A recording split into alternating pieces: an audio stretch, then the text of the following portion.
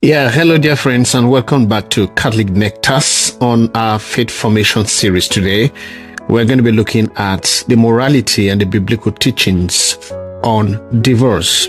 My name is Reverend Father Boniface Nebo. The words and teachings of our Lord Jesus Christ on divorce and remarriage are very clear, and it is the sole responsibility of the church and the pastors of the church to safeguard, preserve, proclaim, and defend what Jesus himself upholds. Let us therefore turn our attention to the words of Christ himself, as evidently recorded in the Gospel of Matthew chapter 5, verse 31 to 32. He says, "Everyone who divorces his wife and marries commits adultery, and he who marries a woman divorced from her husband commits adultery also." Again, this is evident in Luke's Gospel chapter 16, verse 18.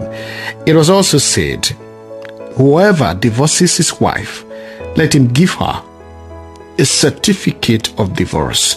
But I say to you that anyone who divorces his wife except on the ground of unchastity makes her an adulteress, and whoever marries a divorced woman commits adultery." When the rich young man asked Jesus what he must do to make heaven to be safe, the response of the Lord was simply clear.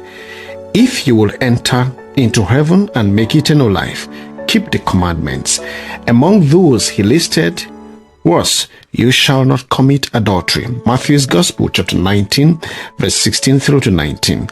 These words sound like a great judgment upon a civilization such as ours that has become heavily promiscuous, where there is one divorce for every 2 marriages and many consequent remarriages after such divorces. Now, Archbishop Fulton Sheen, the great orator and a modern teacher of the faith, in his radio series once remarked, the radio series called Life is Worth Living, he eloquently shows how this teaching is not just for Catholics but for all believers, all Christians. Divorces, he says, go against everything man and woman were created to be. In Matthew's Gospel, chapter 19, reading from verse 3 to 10, the Pharisees, when they came to Jesus, says, they came up to him and tested him by asking, "Is it lawful to divorce one's wife for any reason, any cause?" He answered them, "Have you not read that he who made them from the beginning made them male and female, and said, for this reason, a man shall leave his father and mother and be joined to his wife, and the two shall become one body, but not two. What therefore God has joined together, let not man put asunder." They said to him, "Why then did Moses command one to give a certificate of divorce and to put her away?" He said to them, "For your hardness of heart, Moses allowed you to divorce your wives. But from the beginning it was not so. And I say to you, whoever divorces his wife except for unchastity and marries another commits adultery." Some argue that the phrase "except on grounds of unchastity" constitutes an exception clause that allows for divorce and remarriage in cases where one or both spouses commits adultery. But this is a misreading of the text of the gospel.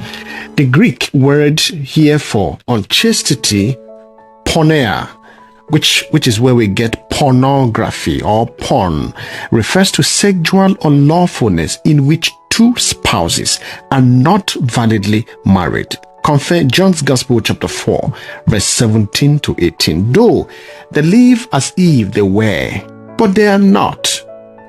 In such cases, to separate and then marry someone else would constitute adultery. Since the 2 parties were not really married to begin with ab initio, a valid marriage, however, cannot be dissolved. Christ said, "They are no longer 2, but one flesh. What therefore God has joined together, let no man put asunder." And this is very evidently clear.